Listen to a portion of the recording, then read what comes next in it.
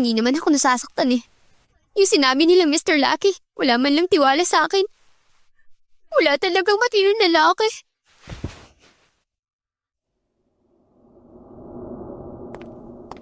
Ha? Momo? Oh, saan ka pupunta? Pabalik na sa bundok. Gusto kong hiwalayan ni Paging. Ano ba problema ng batang yun?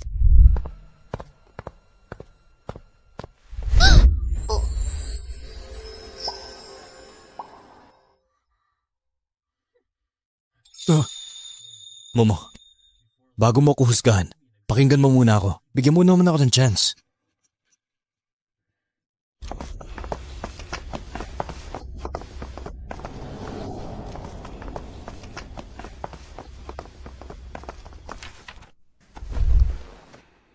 Yung divorce paper, dinala mo na pala. So gusto mo na talagang makipaghiwalay? Okay, alis na ako ngayon. Ngayon na. Tsushima, wala ka man lang tiwala sa akin? Kailan ba ako nagsabi na gusto ko makipag-divorce? Sinisiguan mo ako? Hindi ah. Kinuha ko lang yun para ipakita sa'yo yung totoong stand. Hindi ko tinanggap yung gusto ni Suyanran.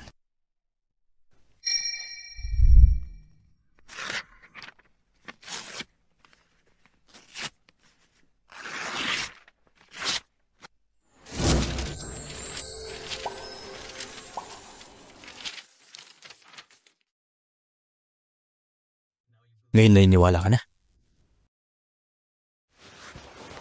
Momo, may hinala ako. Peke si Haitian Yi.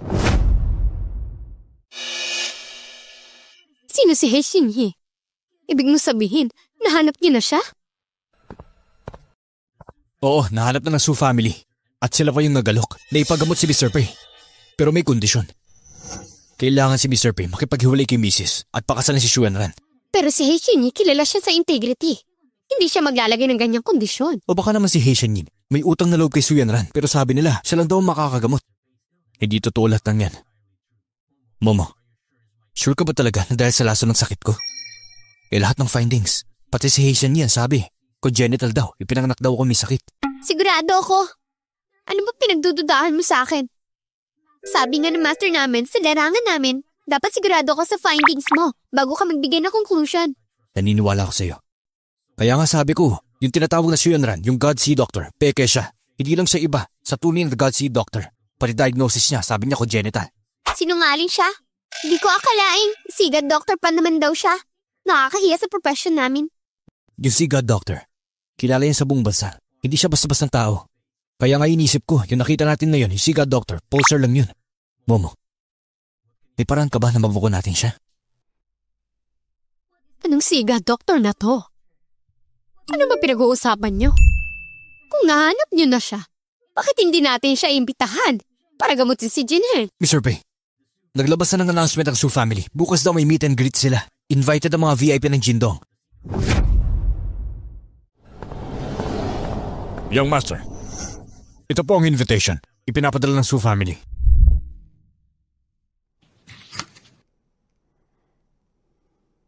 Kung gano'n siya kasikat, bakit di niya ma-diagnose ng tama? Kung congenital ba talaga, ibig sabihin hindi siya totoo. Bukas, doon tayo magsisimula gumalaw. Siguraduhin na maayos. Suhaw, pumunta ka at maganap ng ibang kaso. Bukas, pupunta tayo para tignan. Tignan natin kung totoo nga ba si Doctor, kung ano bang binibenta nila. Opo.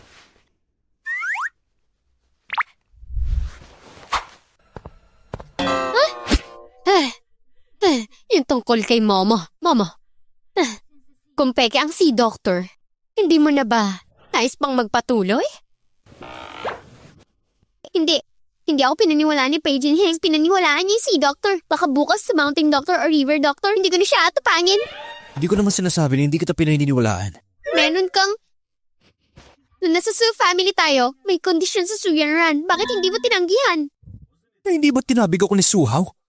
Hindi ako nakinig. Sabi nila, sa mag-asawa dapat nagtutulungan. Pero ikaw, paulit-ulit ko sinasabi sa'yo. Kaya kitang gamutin, maniwala ka. Mali ako, Momo. Aminin ko. Sa simula, hindi kita naintindihan, kaya hindi kita pinaniwalaan. Pero hindi na maulit yun. Ngayon, ano mang sabihin mo? Buong tiwala ko sa'yo, walang kondisyon. Sabi nga ni Sis, ang lalaking mabilis mag-sorry, madalas lang magtango ng sikreto.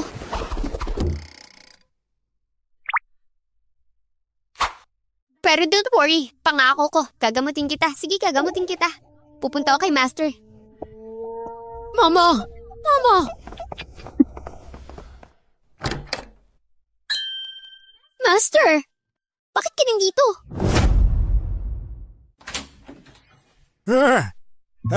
Master! Bakit ka nandito? Momo, nandito ako para makita ka. Nagulat ka ba? Hindi mo inaasahan, di ba?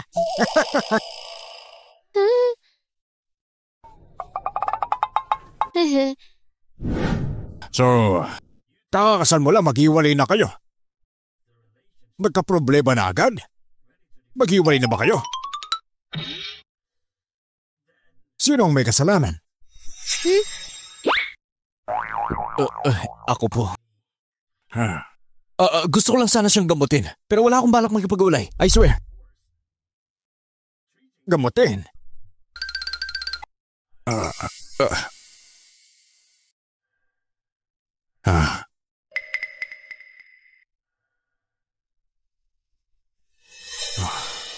Yung sakit mo kasi, medyo kakaiba. Pero, para kay Momo hindi naman siguro mahirap. Hindi naman siguro, di ba? Master, kung walang kagamitan, mahirap.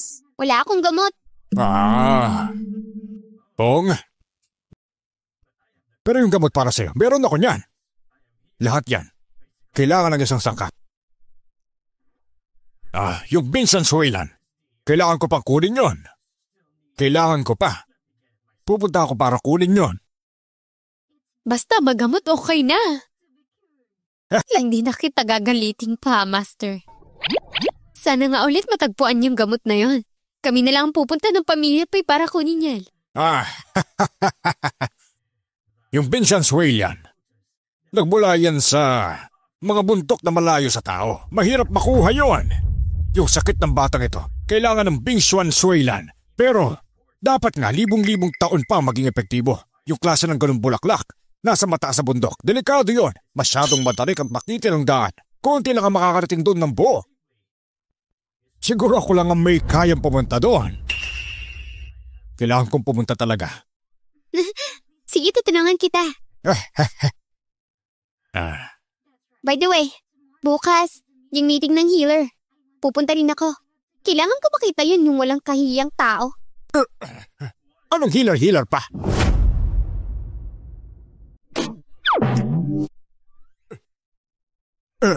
Anong healer pa? Diba si Sumaran lang yan? Naghanap pa ng healer. Sinasabi niya kaya niyang gamutin si Peijin Hang. Basta makipaghiwalay siya sa akin. Yung healer na yun, sinasabi niya may problema si Peijin. Nasa simple lang naman, hindi makita. Eh di para nalang nagpapakita lang siya. Sinasabi ko na nga ba, yung healer na yan hindi totoo. Wala akong pakialam kung sino siya. Ang tunay na healer, hindi kailangan magpa-announce. Hindi siya naghahanap ng fame. Siya? Tuwing may ginagawa, lahat ng tao malalaman, kita mo, parang hindi maganda. Tama yan, yung fame na yon. Sila lang ang nag-popularize. Hindi siya. Eh di sino ba talaga? Basta kami ng guru ko. Yung mga doktor na may malasakit, hindi gagawa ng ganyan, tama ba? Healer. Alam ko na. Siya, talaga namang karapat-dapat siya sa pangalan niya. Pero, may isang tao ngayon na super interested na magpanggap na doktor ng dagat. Tinutukso ang mga tao. Tinutukso nila para kumita. Itong doktor ng dagat na to, hinahanap na siya ng mga otoridad. Yung nakita ninyo, baka nga, siya yun, baka siya yung peking doktor ng dagat. Ay, hindi nga. Peking doktor talaga siya? Huh? Master, paano mo nakilala si Dr. C? Paano? Yung... Hindi. Yung kay Master Brother niya nangyari, hindi mo ba alam? Ano kay Master? Huwag mo nang alamin. Basta, wala kang pakialam. Wala naman yan eh.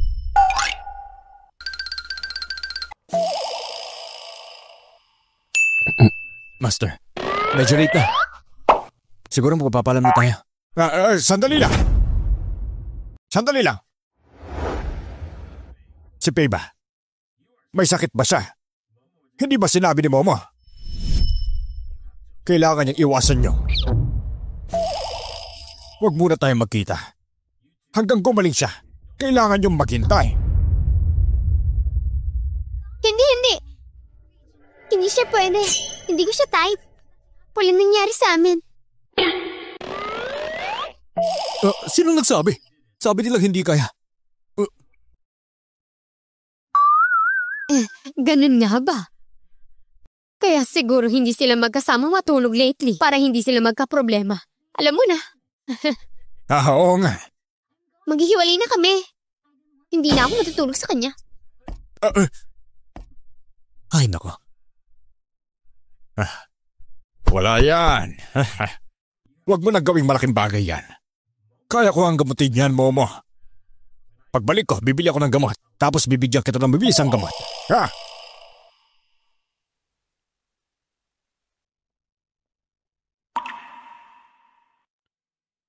Yung taong hinahanap mo, na-set up na siya. Tara, pasok na tayo. Oh, sige. Perfect timing. Dapat ngayon na makuha natin yung peking doktor na yun.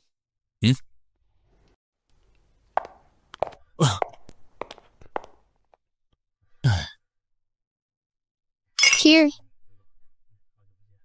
Oo nga eh.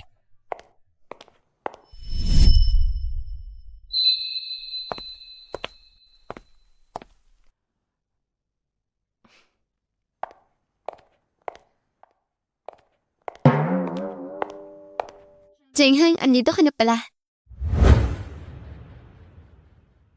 Hindi ba ikaw yung nagpadala ng text? So, para sa akin nga to. Para sa akin pala dumaan. Akala ko nga, tatanggihan mo ako. Pero may iba ring tao na parang wala talaga kwenta. Wala naman kayong hiya, diba? Kakahiwalay lang tapos nariyan pa rin kayo. Walang delikadesa. Parang yung mga taong probinsya. Sisyo mo, diba parang probinsyano lang, tigas ng muka. Teka lang, ha? Huwag mo nga akong gawing biro. Wala pa tayo sa divorce, ha? May mga babae kasi na walang magandang kahinatnan. Jinghang, tingnan mo siya.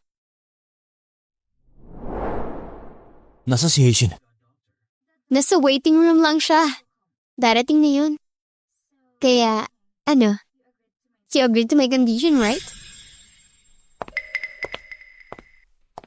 Alam ko na. Sabi ko na nga ba eh. Pagdating sa buhay at kamatayan, hindi mo kayang tumanggi. Tapos yung offer sobrang tempting kasi. Momo, suko ka na. Paano ka matatalo?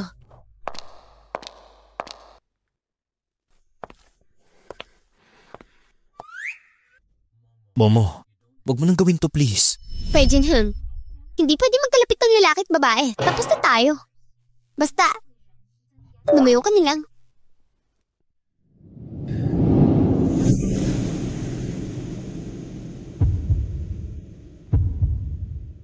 Hindi ako makikipag-iwalay sa'yo. At saka, yung mga yakap mo, mahalik mo, lahat ng yun ginawa mo na. Paano na? Hindi na ako mananagot? Ikaw? Ako? Hindi ganun ang ibig ko sabihin. Basta, lumayo ka lang sa akin. Alam mo si Yushi mo, anong meron sa kanya? Si Jinheng gusto na niya makipag-iwalay pero hindi pa rin siya makalimutan. Kung hindi ko lang siya tinulungan para sa C-Doctor, wala na siyang pong sa Pei family. Hindi siya magiging asawa ng mister ko. Kasi wala siyang karapatan. Wala. Hindi mo ba napansin na magkaiba na sila ng pinapakita sa isa't isa? Huwag kang mag-alala. Sa sushi mo, mas magiging katulad siya ng ina niya. Hindi siya tatagal. Maniwala ka. Alam mo, yung huling tawa, siya ang panalo. Sige, pipilitin ko yung Siga, Doctor. Kapag natunungan yung gumaling si Pei Jinheng, siya na lang ang magiging sa akin.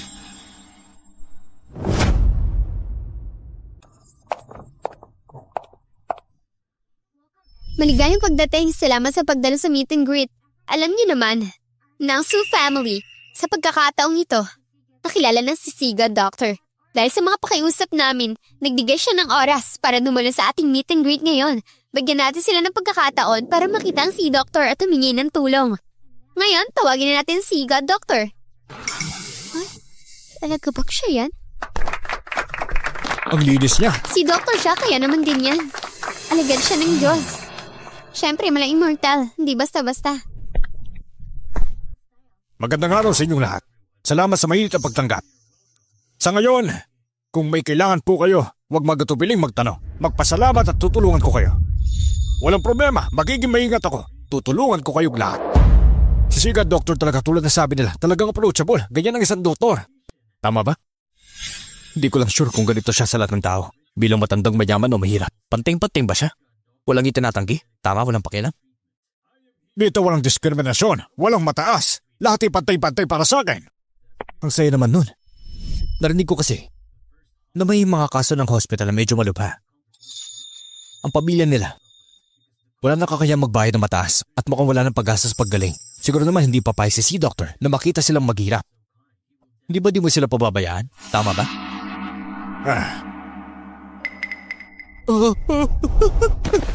Si Doctor, tulungan mo ako. Ayoko pang mamatay. Tulungan mo ako, please. Si Hysen yung doktor ng dagat. Tulungan mo po ang anak ko. Bata pa siya, hindi pa 20. Bakit nagkakaganyan siya? Saan po galing ang sakit niya? Tinutulungan din po ako. Nasa ospital po ako ilang araw na wala makitang dahilan. Ay, siya ni Doktor ng dagat. Ang bait po ninyo. Iligtas niyo po kami. Magpapakumbaba po ako. Tulungan niyo po ang anak ko. Please, tulungan niyo po siya. Yung ba nagdala niya?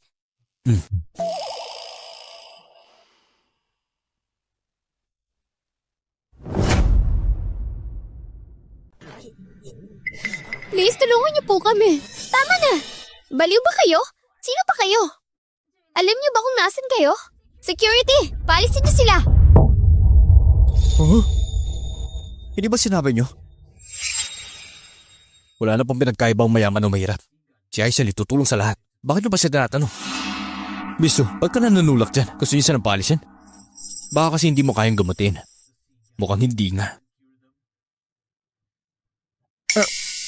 Hi, Sinye. Doktor ng dagat pero wala po kayong karapatan. Hi, Sinye po. Sino ba kayo para gamutin niya? Jinheng, gusto mo ba maghintay? Huwag mong sayangin ang oras niya. Ha? Ang tunay na doktor ay may malasakit. Siyan si doktor ng dagat. Depende sa gusto nila magpatulong. Ang kulit mo. Hindi naman urgent, mas maaga pa. Ikaw. Tama si Miss Su. Bilang isang doktor, may malasakit sa tao. Wala akong dahilan para tumanggi. Wala akong balak mag-reject. Ang problema nila ayusin ko. Pero may mga bagay at tema na hindi ko kayang gawin. Siya muna ang dapat maghintay. Lahat sila dapat maintindihan yon. Pero huwag silang mag-alala. Tutulungan ko silang lahat. Oo nga, tama lang. Basta hindi pa ngayon. Sigurado, pwede na sila maghintay. Sadali lang. Kailangan pa rin ayusin ang priorities. Pero may mga bagay at may urgency. Kung isang tao may malasakit, hindi kailangan magmadali. Kailangan tulungan kung sino mas nangangailangan. Kung paano magaling magpagaling si Hysen Yi, tamang-tama. Hindi kami nagmamadali. Oo nga naman, baka pwede nang ituloy. Ipakita mo na kung ano kaya mong gawin. Tama yun, di ba? Pakita mo. Oo nga. Wala nang takot, go. Halina, tignan natin. Oo nga.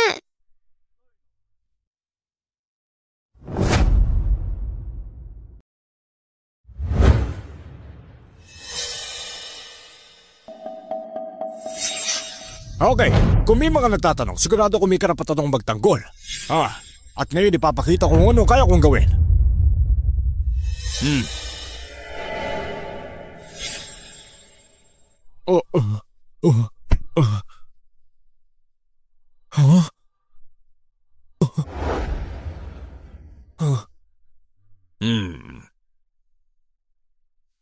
Kailangan malaman ng lahat kung anong klaseng doktor ako. Simula nang magkasakit siya, nawalan ng gana sa pagkain.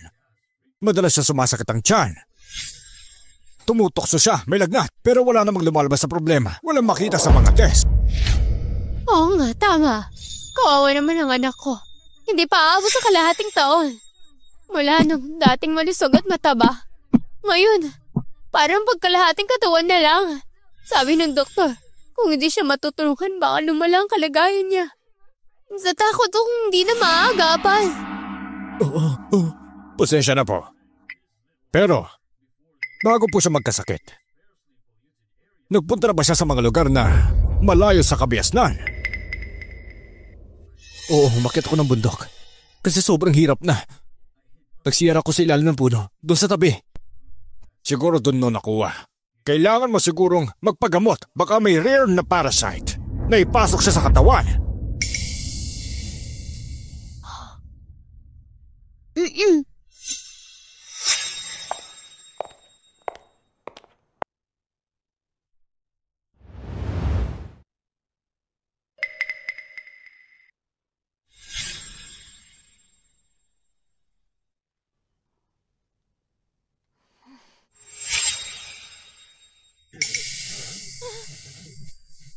Maasikaso pa ba siya?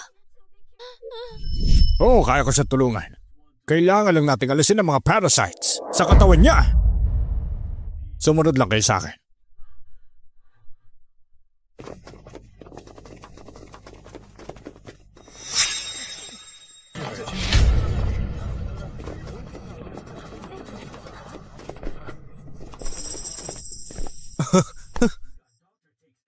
Pag umawa ka siga at healer, hindi basta-basta. Tingnan mo ang batang to. Medyo payat lang, pero wala naman siyang senyales sa sakit.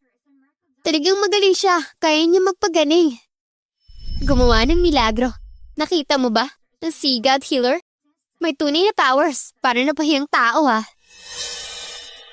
ang weird. May parang hindi tama at kakaiba. Pwede ko bang ituloy ang i-check yung pulso mo? Naipakita ko na sarili ko kanina. Hindi ba't malinaw na? Kung may duda ka pa, miss, mabuti pang wag mo na akong pilitin. Oo nga. Wag na. Si Siga at Doctor, nagawang gamutin ako. Tara na. Sandali. Sandali.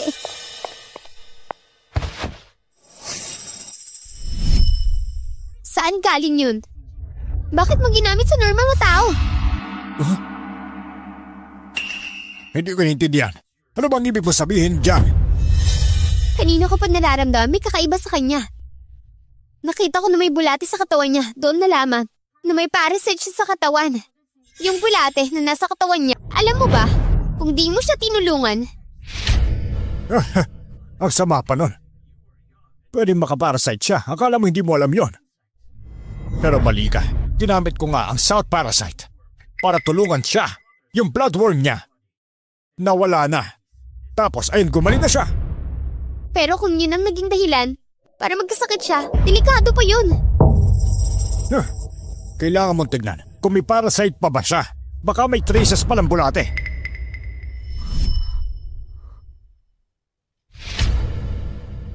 Paano nangyari yun? Wala. Si Tsushimo. Si Hai Shenyi. Isang eksperto para gamutin ng mga pezes sa nanjang. May hawak siyang mga nanjang goo-worms. Hindi ba natural lang? At saka, si Hai Shenyi ang eksperto para makatulong. Ibig sabihin, magaling siya sa medisina. Kaya nga, ano pang gusto mo? Hindi pwede. Yung guro ko nga dati, tinuruan ako tungkol dito. Kapag pumasok ang goo-worm, di na makokontrol ang katawan. At saka, lahat ng goo-worms nang huli namin. Inipon at winasak namin, wala na kami niyan. Tapos na, wala ng goo-worms. Unless... Enough na! Ano ba ang gusto mo? Hanggang kailan ka magmamatigas dyan? Kung ginagamit mo yung goo-worms na yan, siguradong kaya ko itong kontrole. Nagawa ka ito ng 10 taon ng research. Paulit-ulit ninyo akong kine-question. Ano bang pakay ninyo? Nakikita ko na. Hindi niyo yata gusto na mawala sa posisyon ni Madam Pei. Kaya kayo nandyan. Teka, mga tao. Palabas siya. Itapon siya. Tignan ko lang. Saan ka pupunta? Dumating na ang Vice President. Nandito si Vice President Chen. Mga kaibigan, huwag kayong magkatubili. Magkikita lang na matagal ang magkaibigan. Nasaan si Hai Shenyi?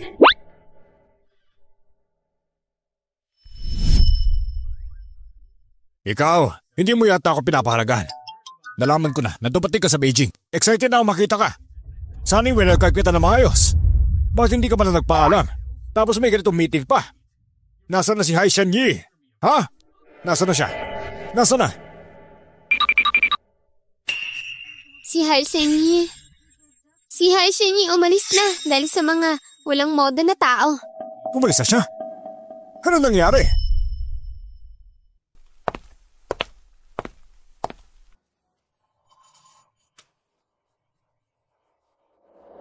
Ano yan? Hindi tama yan. Si Hai Shengyi nga. Nagsabi siya noon. Tungkol sa mga insekto sa timog, delikado yan.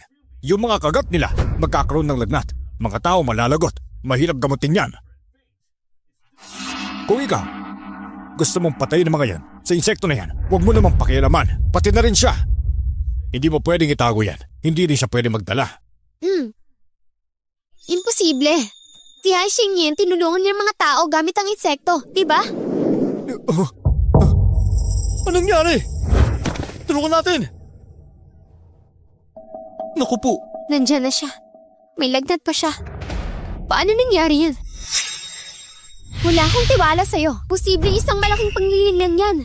Natakot siyang mabuko, kaya tumakbo na lang siya. Hindi pwede. Nakakontak ko kay Yan Xingyi.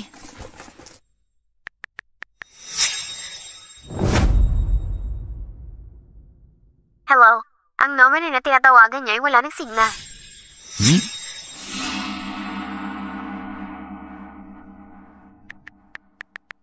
Butler, Hai Shengyi, bumalik na ba siya sa bahay? Wala po. Pero may nangyari kanina. Nagayos yung katulong sa kwarto ni Hai Shengyi. Nakita niyo walang tao. Lahat ng gamit wala. Ano? Anak! Hai Shengyi, loko-loko talaga siya.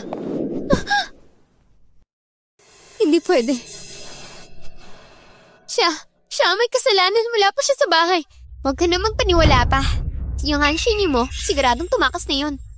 Huwag ka nang umasa, baka ikaw pang nadaya. May pera bang nawala sa'yo? Gusto mo bang mag-report sa pulis? Pero ang dahilan? Oo nga, yung Hai Shengyi nga. Sabi niya pupunta siya sa bahay para maggamot. Kumuha ng 2 million down payment. Ano? Sabi ni Hai Shengyi bukas. Pupunta siya para manggamot. Kumuha pa siya ng 5 million. Hindi ba siyang dapat manggamot sa amin? Hindi lang ako nagbigay ng 3 million down payment. Binigay ko 100 taong na wild ginseng.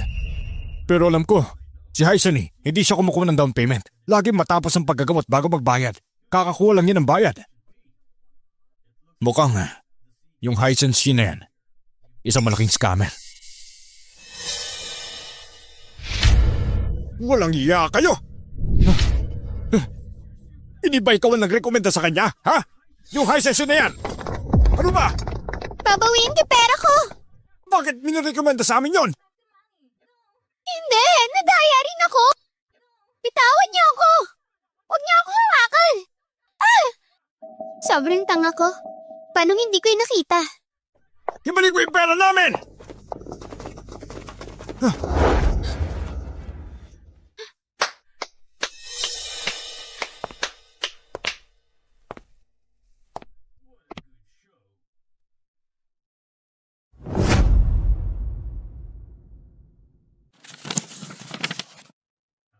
Kamusta na yung Su family? Ay, sa mga balita, marami nang nadaya. Pumalo na sa milyon yung mga nadaya nila. Lahat sila pumunta sa Su family para sa compensation. Ang Su family, hindi sila nahihirapan. Binigyan nila lahat. Nung huling binayaran nila kay Momo, halos nagka-problema na. Pero ngayon, mga secret na galaw nila. Wala na silang pondo. Saan nila kinuha yan? Hindi ko rin alam. Pero sinusubukan namin monitor sa mga galaw nila. Pagkatapos, may nakita kami tungkol sa pagtatagpo nila. Nahikalawang ginoon na Suyanwan. Wala pa akong ginagalaw. Pero sa second uncle, mukhang nag-uumpisa na. By the way, kamusta na yung pag-ibis sa nangyari? Matagal na kasi kaya maraming detalye nang nawala. Parang nawala na. Pero nalaman namin, noong panahon na yun, yung mga katulong ni Mrs. at si Wangbo yung matalik ng taon ni Sir. Pareho silang taga-probinsya. Ito si Wangbo. Marami siyang mga kalokohan, hindi sang-ayon. Siguro, pwede natin simulan doon. Pero, ingat lang. Huwag mong pakita ng plano. Opo. Boss Pei, saan ka pupunta? May pupuntahan lang importante. Ano? Gusto ko lang to. Momo. Bakit parang kulit mo? Pati sa pagme-meditate ko, nandun ka. Anong ginagawa mo dito? Eh di ba nagme-meditate ka? May connection daw tayo dapat pag ganun. Sigurado akong ikaw ang nag-meditate.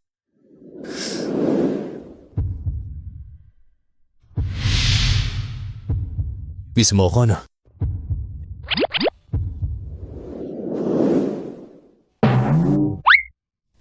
Uy! Momo! Saan ka pupunta?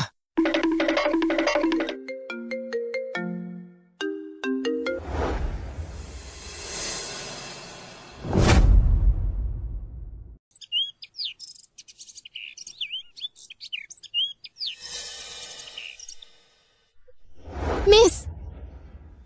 Ano bang nangyari? Bakit kailangan mo tumalon? Little sister! Oy, sister! Sister. Ngayon na ako nakabalik ng syudad, tapos ikaw gusto mo pong tumalon sa ilog. Masyado kang madrama. Ano bang nangyari? Ano bang dahilan? Sister, kung may nararamdaman kang hindi maganda pag nakita mo siya, nagbe-blush ka agad. Kinikilig, bumibilis sa tibok ng puso. Pag di mo siya nakikita, lagi mo siya maiisip. Tapos pag nakita mo siya may kasamang ibang babae, nasasaktan ka. Bakit kaya ganun? Ang kulit mo talaga. Girl, in love ka na. In love? Obvious na obvious kaya. O sa ganito pala yung feeling. Pero, magdi-divorce na kami. Ang gulo, diba? Ha? Wait lang. Pakiulit nga. Ibig mong sabihin, kasal ka na? Tapos na in love ka sa asawa mo? Pero maghiwalay na kayo? Ha? Sira ulo ka ba? Eh kasi naman di siya niniwala sa akin. Alam mo ba? Obvious na misunderstanding lang yan. Sabi ko na nga ba love makes you stupid. Pero totoo nga, misunderstanding lang? Oo nga. So, babalikan mo na si beloved husband mo. Curious tuloy ako. Ano kaya klaseng lalaki? Ang nakuha ng puso ni ating Momo? Tara, puntahan natin. Ate, alam mo ba? Yung bahay ni Paige niya, sobrang laki. Tsaka ang yaman-yaman niya. Yung lola niya, sobrang bait sa akin. Tapos, anong meron?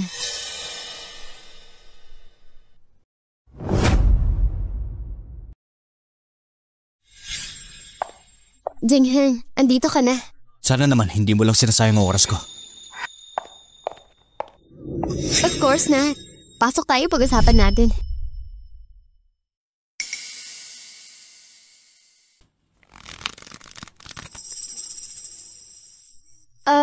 Yan ba ang asawa mo? Ano bang ibig nang sabihin? Dalawang nilalaro? Grabe, iba talaga siya sa harap at iba sa likod. Palihim pang makikipagkita.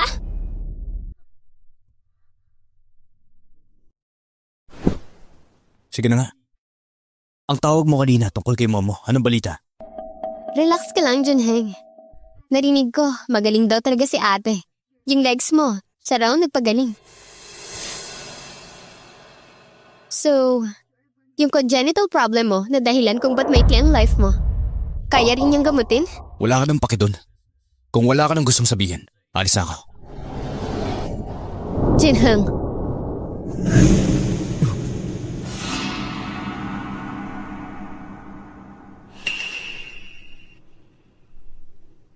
Jingheng, yung deal na sinasabi ko, totoong tungkol kay ate. Umupo ka muna.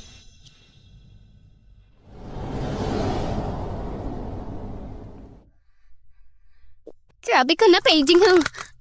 Magkakaganti din ako.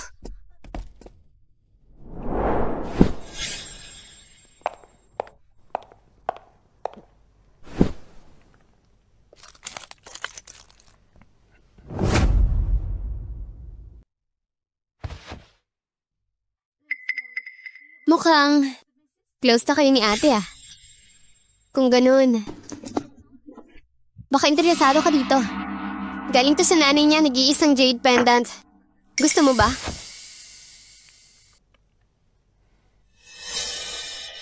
Ang nanay ni Momo, parang ang pangalan Gucci One, di ba? Sigurado kang ito ang jade pendant ng mama niya?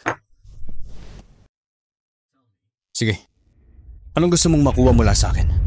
Kung di ka naniniwala, pwede mo tanungin si ate. Simple lang naman ang gusto ko. Gusto ko lang, nasa head office, bigyan mo ako ng secretary position. Anong balak mo? Siyempre, mas madaling lumapit sa buwan pag nasasabi ang tubig, diba? Kapag matagal na tayo magkasama, makikita mo rin na hindi bagay sa'yo si ate. Ako lang, ang tunay na bagay para sa'yo. Imposible. Yung ganyang hiling, hindi ko talaga tatanggapin yan. Mukhang hindi rin naman ganun ka-importante sa sosyo mo. Wait lang. Papasabi ko kay Shua na bukas makakapag-report ka na sa company. Kahit di ko alam kung anong trip mo talaga. Pero wag na wag kang papahuli sa akin. Ano magagawa ko? Gusto lang naman kita. Miss Sue, mukhang pati ang langit hindi matitiis ang pagsisinungaling mo.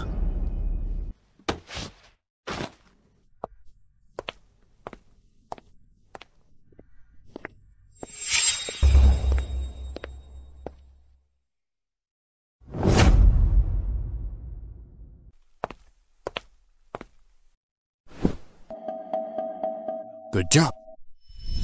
Tito, di ko lang talaga gets. Bakit gusto mong ipasok ako sa playgroup at manatili sa tabi niya? Sigurado ako, babantayan niya ako ng todo.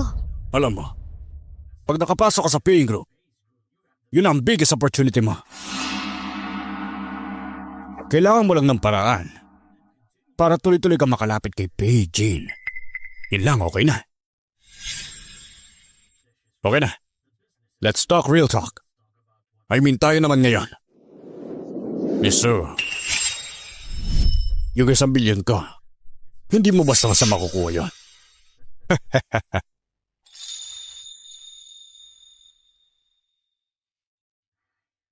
Ay, okay lang. Huwag ka na mag-sad. Hayaan mo na yung lalaking yun. Marami pang ibang mas better sa kanya. Ngayong gabi walang uuwi. Hanggang malasing tayo. Game. Walang uuwi.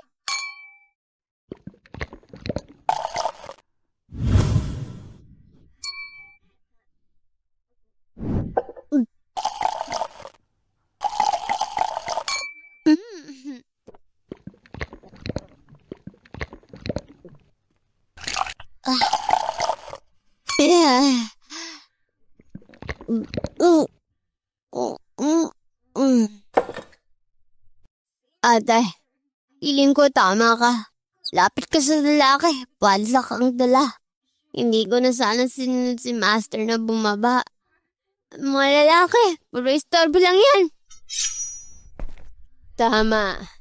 Pag wala kang lalaki sa puso, automatic astig ka.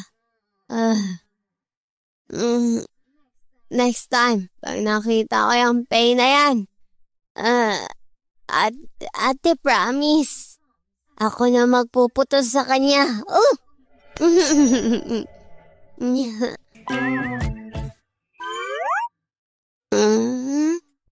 Sis. Parang nakita ko yung yung ex mong toxic na asawa.